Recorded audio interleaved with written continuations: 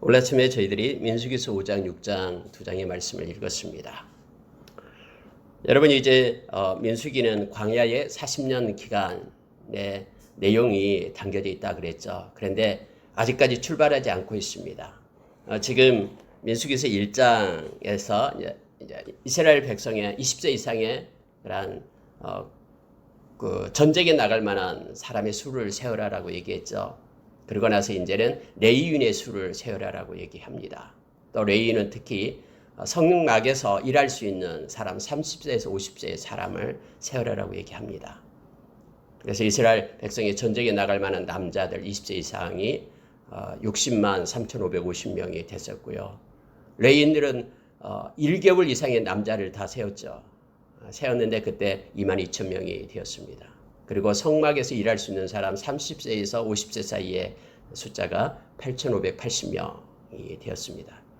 그리고 나서 이제 이스라엘 백성이 광야에서 이렇게 진영을 이루고 또 구름 기둥이 떠오를 때 그들이 행진을 해야 되는데 그러한 군대적인 여러 가지 것들이 진행되기 전에 다시 한번 그 법에 대해서 실생활에 있어야 될 그런 법에 대한 내용들을 언급을 합니다.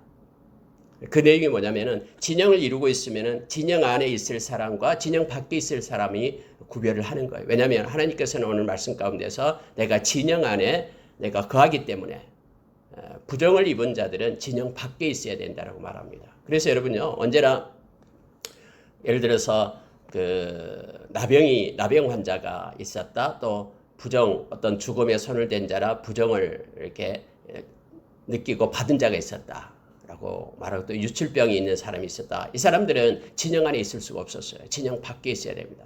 그럼 보십시오. 어떤 게 이렇게 행진하다가 이제 하나님의 그 구름 기둥이 딱 멈췄어요. 그러면 이제 진영을 이루어서 정착을 해야 되죠. 텐트를 치고. 그리고 그 사람들은 언제나 저 멀리 떨어져 있었습니다. 그 사람들도 같이 행진을 하니까. 나병 환자라 문둥병자를 얘기하죠. 그들이 있다가 다 정착한 다음에 그 밖에 나가서 자기들이 살 곳을 찾아야 됩니다. 뭐 바위 틈이나 동굴 속이나 이런 데 가서 있어야 되죠. 이렇게 격리되어 있었다라는 것을 성경은 말해주고 있고요. 만약에 이게 없다 그러면은 이런 법을 가르쳐주지 않는다 그러면 이제 섞여 있겠죠. 섞이게 되면 모든 진영에 이와 같이 이것은 전염병이기 때문에 다 전염이 됩니다. 이 부정을 입은다라고 할 때도 이것도 그 사람이 만지기만 하면은 이렇게 다 부정을 입게끔 그렇게 이미 레위기서에서 법으로 말했죠. 그래서 같이 있을 수가 없다라는 것을 말하고 있는 내용이에요. 그래서 실제적으로 하나님께서는 이렇게 애굽에서 이스라엘 백성을 끌어내 가지고는 1년 2개월 됐을 때에 인구 조사를 하죠.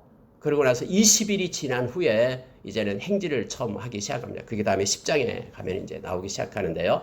그래서 38년 몇 개월, 한 4개월, 5개월 동안 광야를 그들이 이제는 이동을 하게 됩니다. 이 내용이 민수기의 내용인데 오늘 읽은 말씀 가운데 우리가 몇 가지를 보도록 하겠습니다. 자, 여러분 5장에서 3절을 한번 보십시오. 남녀를 막론하고 다 진영 밖으로 내보내어 그들이 진영을 더럽히게 하지 말라. 내가 그 진영 가운데 거하느니라 해서 진영 안에 있지 못하게끔 구별을 시킵니다. 하나님께서 이 일을 언제나 원하시고 계시죠. 다시 말하면은 이렇게 나병이나 유출병은 상징적으로 죄를 상징한다 그랬죠. 하나님은 죄와 절대로 연합하지 않고 타협하지 않습니다. 하나님의 백성이 오늘날도 살아갈 때에 거룩한 자로 구별된 자로 설 것을 요청해 주고 있는 거예요. 하나님이 싫어하는 죄를 하나님 백성도 싫어해야 됩니다. 하나님이 기뻐하는 것을 따라서 사는 자로 우리가 서야 됩니다. 이게 거룩이에요. 거룩은 다른 것이 아니라 하나님 편에 서는 것, 하나님의 마음을 갖고 사는 것이 거룩임을 알게 합니다. 그래서 하나님의 백성은 거룩한 하나님의 백성은 하나님이 싫어하는 것은 버려야 됩니다. 그리고 하나님이 기뻐하는 것을 행하는 것이 거룩한 자의 모습임을 성경 우리로 가르쳐 주죠. 자, 여러분 7절 한번 보시기 바랍니다. 7절은 이제 죄를 지었어요. 그러면 어떻게 할 것인가? 실제 그들이 광야의 그 기간 동안 행진을 하면서 여러 가지 죄가 나타나겠죠. 그래서 죄로 인하여 여러 가지 일들이 주어지게 됩니다. 예를 들어서 다른 사람에게 죄를 지름으로 인하여 그 사람의 손해를 끼치게 되고 이런 것이 있죠. 그럼 어떻게 될 것인가를 구체적으로 성경은 말해주고 있는데 7절 보면은요.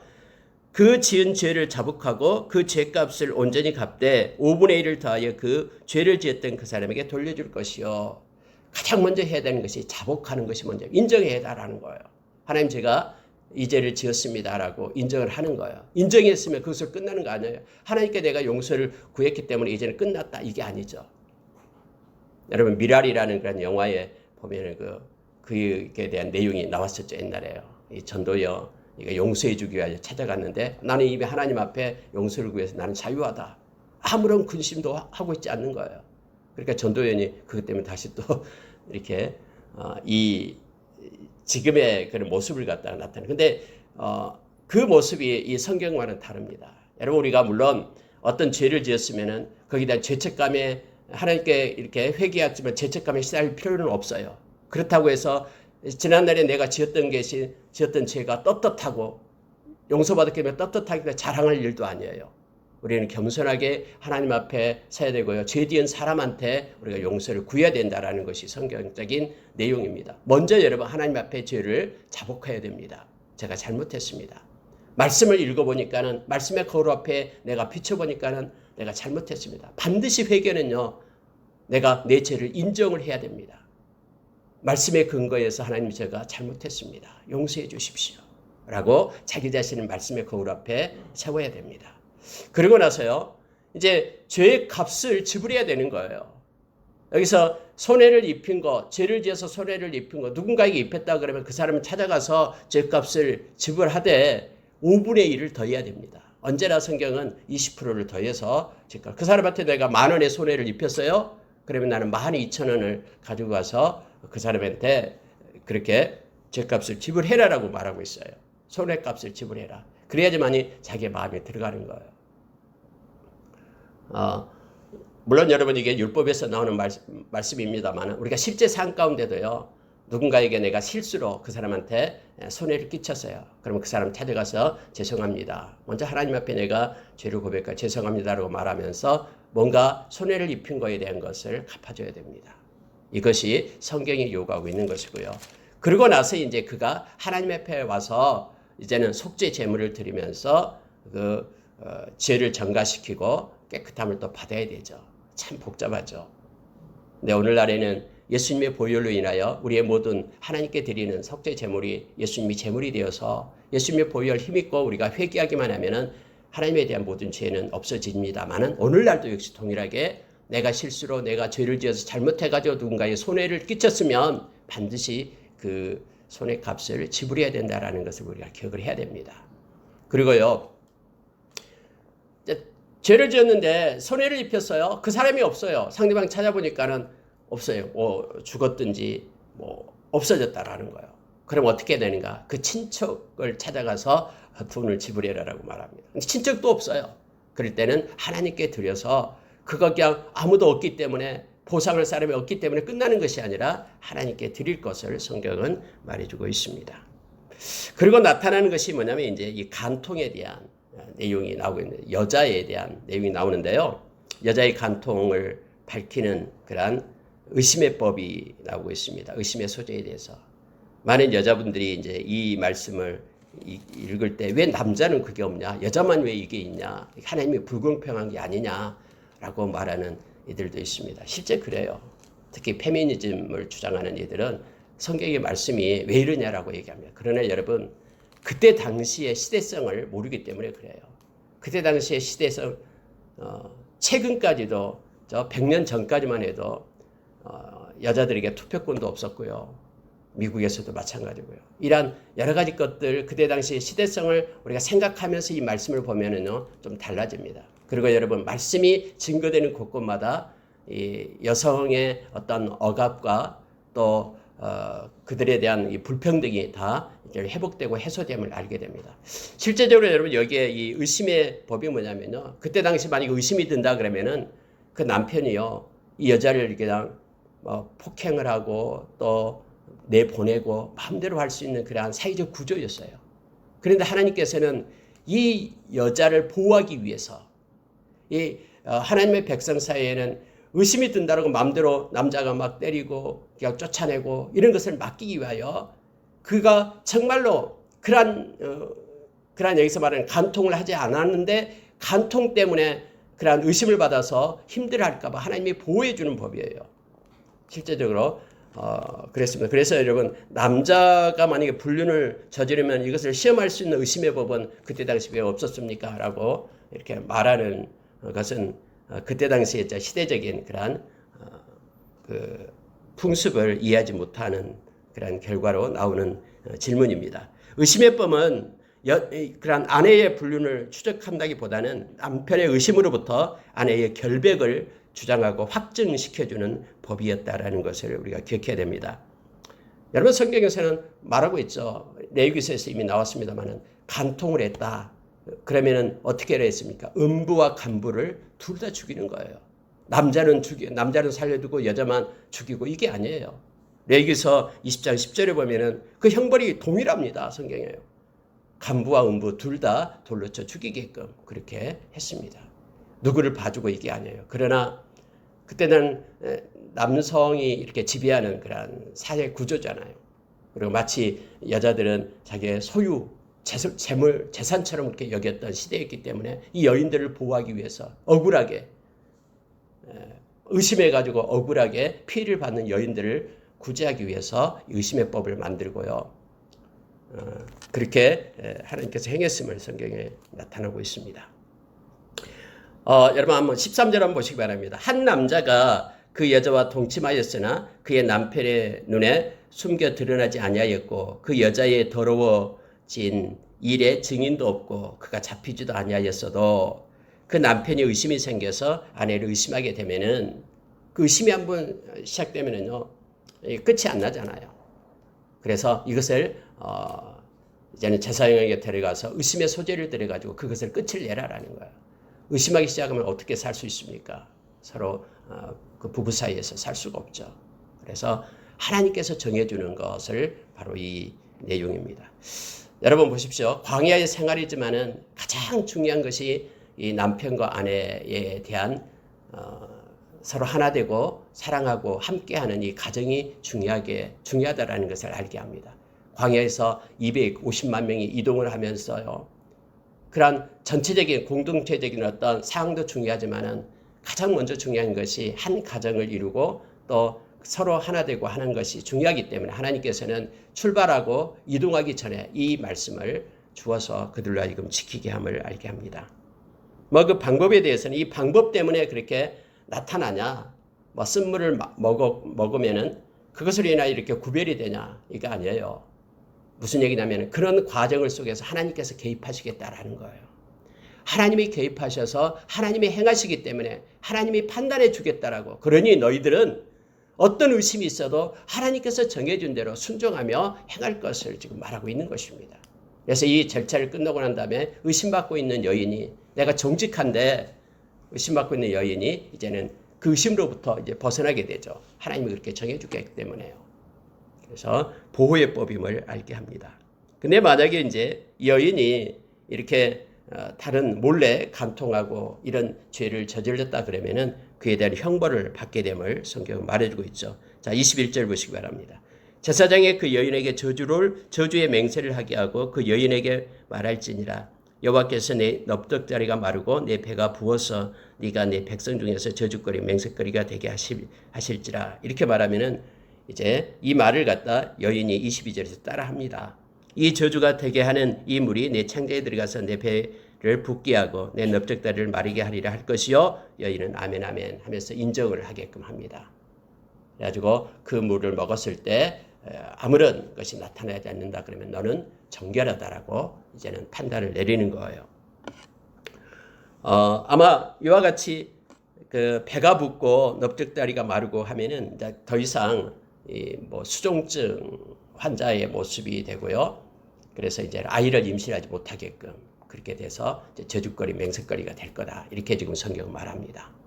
그러나 만약에 그러한 일이 없으면 28절이요. 그러나 여인이 더럽힌 일이 없고 정결하면 해를 받지 않고 임신하리라 해서 그러한 증상이 나타나지 않고 계속해서 아이를 낳을 수 있게끔 하게 될 것이다라고 말하고 있습니다. 이렇게 쓴물을 먹는 것 그것이 뭐 효과가 나타나서 그렇게 됐다라기보다는 하나님께서 개입하신다라는 것을 우리에게 가르쳐주고 있습니다. 여러분 6장으로 넘어가면은요. 6장에서는 이제 나시린의 법이 나옵니다. 우리가 찬양도 있듯이 오늘날 하나님의 백성이 하나님의 나시린이다라고 말하죠. 여러분 나시린이라는 것은 하나님께 바쳐진 거룩한 사람이다라는 뜻으로 나타나죠. 여러분 우리가 성경에서 나시린이 있었죠. 나면서부터 나시린이 있어요. 인생 전체를 드립니다. 그러면은 그 인생 전체가 하나님 앞에 나시린으로 살아야 되죠. 근데 여러분 나시린 법은요. 내가 소원할 수도 있어요. 하나님 제가 1년 동안만 나시린이 되겠습니다. 그러면 1년 동안만 하나님 앞에 드려지는 거예요. 그래서 하나님의 거룩함을 가지고 살아야 됩니다. 세 가지 것이 요청됩니다. 첫째는 뭐냐면은 포도주나 독주를 먹어서는 안 돼요. 나시린으로 서운하면은 그죠. 이것은 무슨 뜻이냐면은 모든 즐거움을 세상으로부터 내가 즐거움을 얻지 않겠다라는 뜻이에요. 나는 이제 세상의 즐거움, 이 포도주가 바로 즐거움의 표시거든요. 세상으로부터 나의 기쁨, 마음의 기쁨을 채우는 자가 아니라 나는 하나님으로부터 내 기쁨을 채우는 자가 되겠습니다. 라고 말하죠. 우리가 여러분 그 에베소서 5장 18절에서 우리가 술 취하지 말라 이런 방탕한 것이니 오직 성령 충만함을 받으라라고 얘기할 때 이 술 취하지 말라 이런 방탕한 것이라는 것이 뭐냐면요. 예수 믿는 사람들은 세상으로부터 기쁨을 받는 자가 아니라 하나님으로부터 기쁨을, 성령으로부터 기쁨을 받는 자가 될 것을 우리에게 말해주고 있습니다.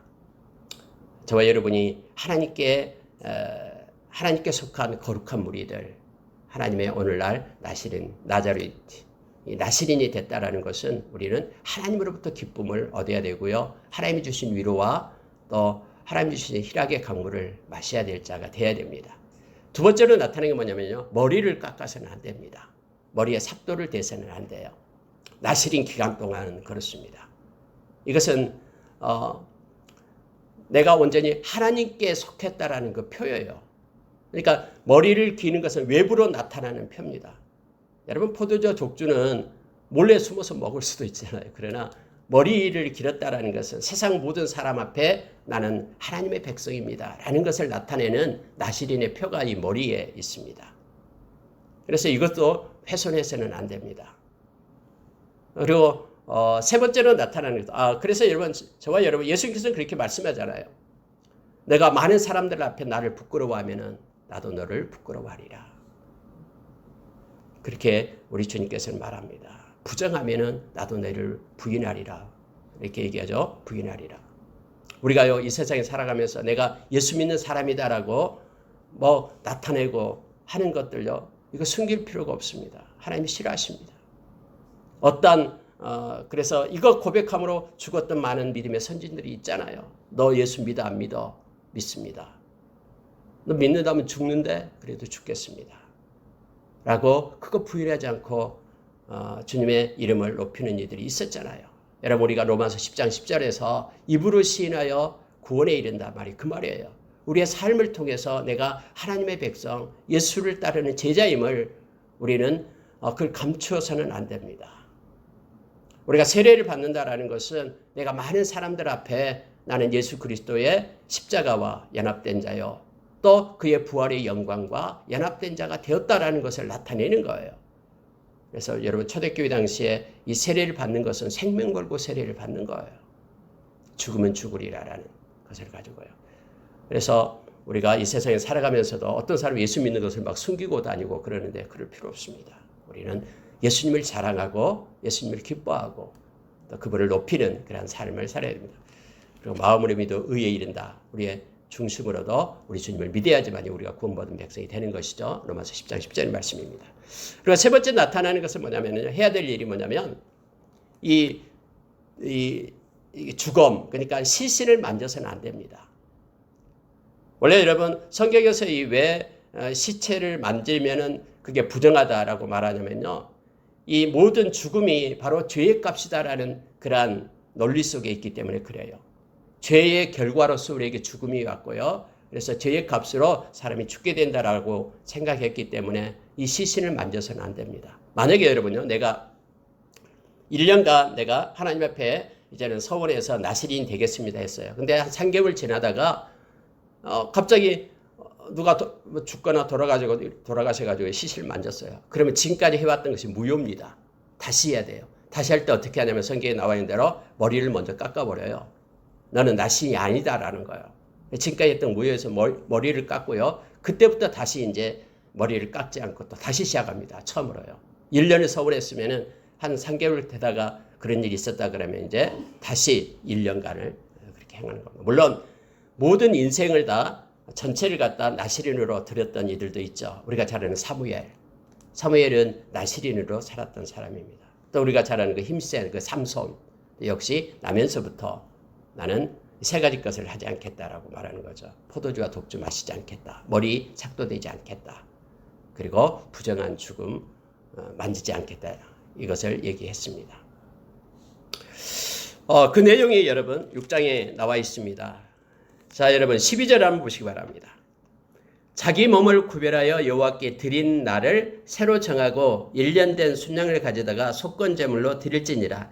자기의 몸을 구별할 때에 그의 몸을 더럽혔은즉 지나간 기간은 무효니라 하면서 다시 시작해라 라고 되어 있죠.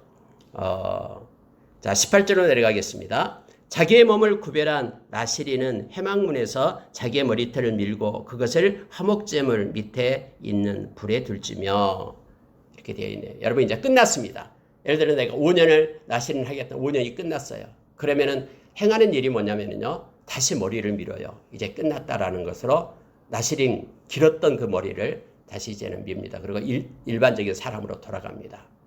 우리가 여러분 사도행전 18장 18절에 보면은 거기에 바울 사도가 2차 전도 여행을 떠나게 됩니다. 여러분 2차 전도 여행이 빌립보로 가서 데살로니가로 가서 그리고 이제 고린도까지 가게 되죠. 고린도에서 1년 6개월 있게 되다가 하나님께서 고린도에 하나님의 그런 백성들이 많다라고 우리 주님이 그 바울 사도에게 그렇게 말을 하죠. 그래서 열심을 다해서 동역자들 8명과 함께 그곳에서 고린도 교회를 세웁니다.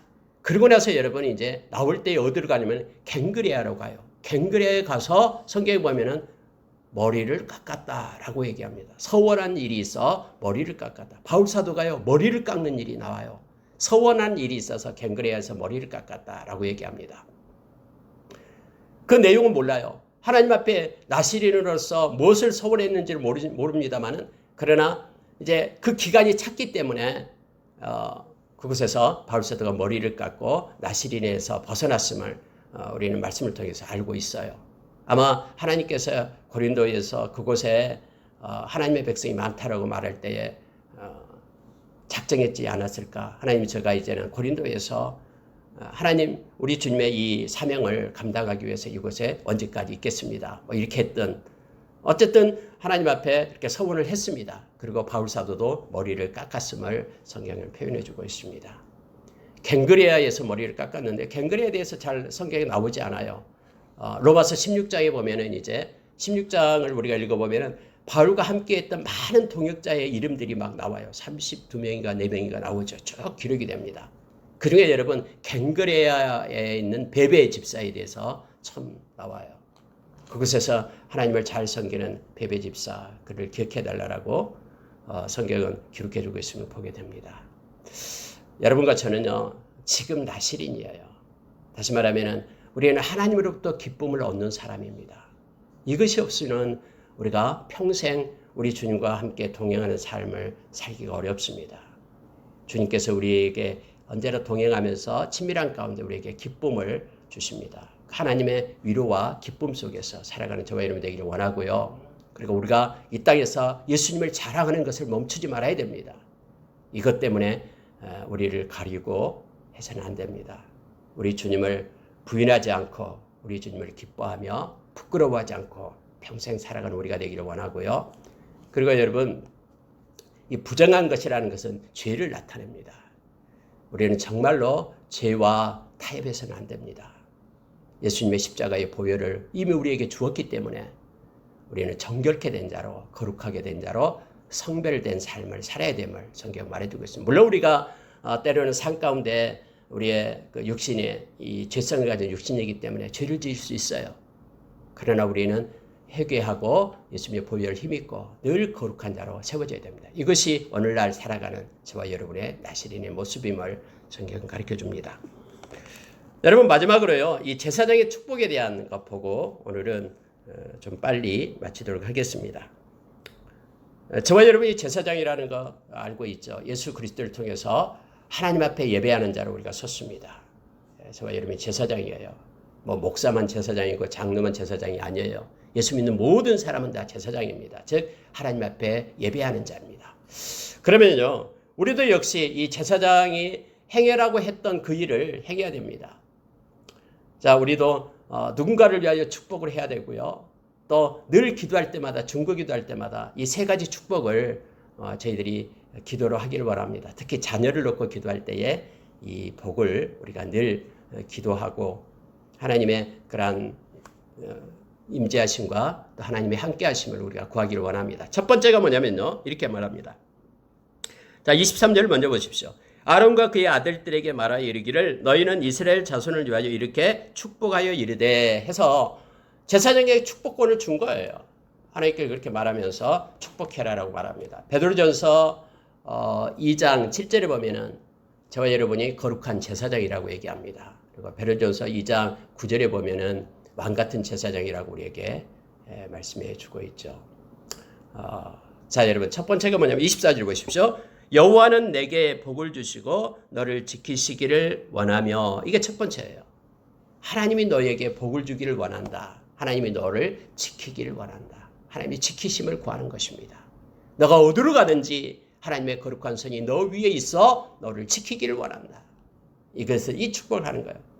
누군가를 위하여 기도할 때 하나님의 손을 그 위에 얹어 주십시오. 그리고 하나님이 복을 주시고 하나님이 그를 지켜 주십시오. 이 기도를 하기를 원합니다. 두 번째가 뭐냐면요. 25절이에요. 자, 여호와는 그의 얼굴을 내게 비추사 은혜 베푸시기를 원하며 하나님의 얼굴이 언제나 너에게 고정되어 있어서 너와 함께 할 것이며 너에게 하나님의 은혜를 주실 것이다. 여러분 하나님의 얼굴이 향한다라는 것은요. 하나님의 활동이 일어나게 된다라는 뜻이에요. 원래 은혜라는 것은 헬라어로 여기서는 히브리어로 썼습니다만 헬라어로 얘기할 때에는 이것이 카리스예요. 카리스는 활동을 얘기합니다. 하나님이 너에게 직접 개입하셔서 너의 삶 가운데 너의 하고 있는 일들 가운데 하나님의 얼굴이 비춘다라는 것은 하나님이 그곳에 개입한다라는 거예요. 개입하셔서 하나님의 활동이 힘있게 일어나기를 원한다. 이 복을 주기를 원하는 것입니다. 하나님 우리의 사고 속에 우리의 마음 속에 개입하셔서 하나님께서 활동하심으로 인하여 은혜 가운데 우리가 거하기를 원합니다. 라는 기도를 하는 거죠. 우리 가정을 위해서도 교회를 위해서도 이 나라를 위해서도 그래서 하나님의 손을 얹어달라고 우리가 기도하는 거예요. 하나님의 은혜 때문에 그렇습니다. 자, 세 번째 구하는 것이 뭐냐면 26절이에요. 여호와는 그 얼굴을 내게로 향하여 드사 평강 주시기를 원하노라. 하나님의 평강을 구하는 것입니다. 세상에서 가장 행복하고 또 세상에서 가장 기쁜 것은 하나님이 주신 평강이 있을 때만 가능함을 우리는 잘 압니다. 우리 주님께서 요한복음 14장에서 27절에서 우리에게 말해두고 있죠. 내가 주는 평안은 세상에 주는 것과 같지 않다. 세상은 금방 소멸됩니다. 그러나 주님이 주시는 평안은 영원합니다. 그리고 주님이 주신 평안은요. 세상의 어떤 상황과 환경과는 상관이 없어요.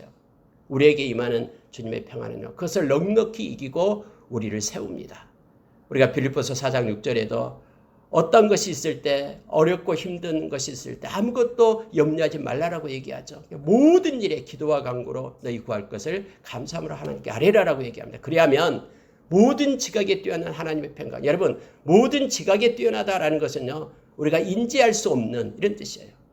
상황과 환경 속에서는 절대로 나타날 수 없는 우리의 지각을 뛰어넘는 하나님의 평강이 우리의 마음과 생각을 지킨다라고 우리의 마음의 문에 주님이 파수꾼 내어서 평강을 주어서 흔들리지 않도록 평정심을 가지고 살게끔 그렇게 지켜주신다고 얘기합니다. 이 기도를 하라라고 말합니다. 그래서 여러분 지키심의 복 하나님이 지켜주시기를 하나님의 은혜가 있기를 또 또 하나님의 평강이 있기를 이것을 제사장은 백성들 향하여 그렇게 축복할지라라고 말합니다. 그러면 자 27절에 보십시오. 그들은 이같이 내 이름으로 이스라엘 자손에게 축복할지니 내가 그들에게 복을 주리라.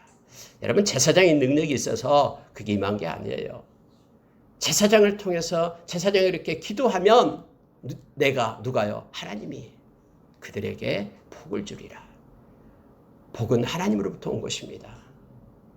그렇기 때문에 우리가 누군가를 위하여 기도하고 하나님이 우리에게 어떤 은사를 주었다고 해서 우리는 교만해서는 안 됩니다. 다 하나님이 우리를 통해서 통로일 뿐이지.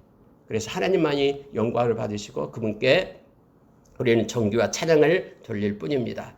여러분 보십시오. 근데 왜 하나님께서는 이렇게 여호와는 3번을 적어서 나타냈을까요?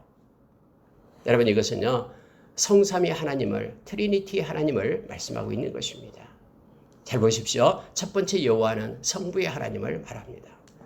그 하나님께서는 우리에게 복을 주시고 우리를 지키시는 하나님이십니다. 하나님께서는 우리의 인생의 길을 정하시고요. 우리의 모든 것에 복의 근원 대신 그 하나님 아버지가 우리를 지키시고 끝까지 책임집니다. 두 번째 여호와는 할 때 은혜를 얘기하죠. 성자 하나님을 상징하고 있습니다. 그래서 우리가 여러분 축도할 때 우리가 고린도후서 13장 13절 말씀이죠. 축도가요. 가장 먼저가 뭐냐면 은혜가 나와요. 예수 그리스도의 은혜 이겁니다. 주님은 우리에게 은혜를 베푸시는 분이십니다. 우리 인생 끝날 때까지 주님은 함께 하십니다. 그래서 함께 하면서 우리에게 은혜를 주시는 분이십니다. 세 번째는 성령의 하나님이심을 알고 있습니다. 성령의 하나님은 우리에게 평강을 주십니다. 그분은 깨닫게 하고요. 알게 합니다. 구원의 날까지 우리가 성령 안에서 인침을 받았습니다. 그래서 우리를 절대로 떠나지 않습니다. 그러니 너희는 성령을 근심하지 말라라고 성경 우리에게 말해주고 있죠. 성령의 위로하심이 있을 때 우리는 평강을 얻게 됩니다. 십자가의 그 사랑과 십자가에서 행하신 예수 그리스도의 은혜를 깨닫게 하시는 분도 성령님이십니다. 여러분 성령님이 깨닫게 하지 않으면 우리에게는 평강이 없어요. 아무리 어렵고 힘들어도요. 그 모든 것들을 우리의 마음 가운데 깨달음을 주실 때 우리는 안전함과 평강 가운데 있게 됩니다. 그래서 성령이 주시는 그런 평강을 우리는 말씀 속에서 보게 됩니다. 우리가 여러분 고린도후서 13장 13절 말씀 그 축도를 저는 참 좋아합니다. 이것이 가장 큰 복이거든요. 가장 먼저가 예수 그리스도의 은혜 그리고 하나님의 사랑 우리를 복 주시고 우리를 지키시는 그 하나님의 사랑 그리고 성령의 교통하심 성령의 교통하심이 있는다라는 것은 친밀함을 얘기합니다. 이것이 있을 때 우리 가운데는 비로소 평강이 생기는 거예요. 우리 주님과 친밀한 관계 속에 있을 때만 우리는 평강이 있습니다. 이것이 가장 큰 복이에요. 오늘날 우리가 살아갈 때. 여기서 여러분 민수기서 특히 6장 24절 27절 말씀을 우리가 늘 기억하기를 원합니다. 하나님의 지키심 그리고 이걸 가지고 축복하기를 원합니다. 하나님의 은혜, 하나님의 평강 이것을 가지고 사는 평생 저와 여러분 되기를 원하고 우리의 입술을 통해서 우리의 마음을 통해서 기도할 때마다 이 하나님의 은혜가 모든 이들에게 전달되고 그들도 동일하게 하나님의 지키심과 은혜와 평강 속에 머무르기를 우리가 원합니다. 그래서 늘 우리가 중보할 때마다 이 말씀을 가지고 축복하며 나가기를 원합니다. 오늘 또 많은 사람을 여러분 축복해 주시기 바랍니다. 함께 기도하겠습니다.